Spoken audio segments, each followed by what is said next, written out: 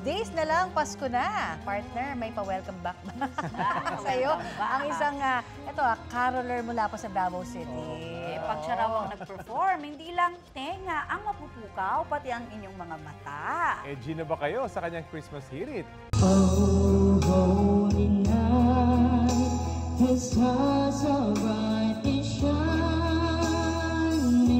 Literal na nag-shine brightly sa kanyang caroling si Youth Grouper Noribel Salise. Huwag kukurap dahil kukuti-kutitap. Siya yang habang kumakanta po, ayan o.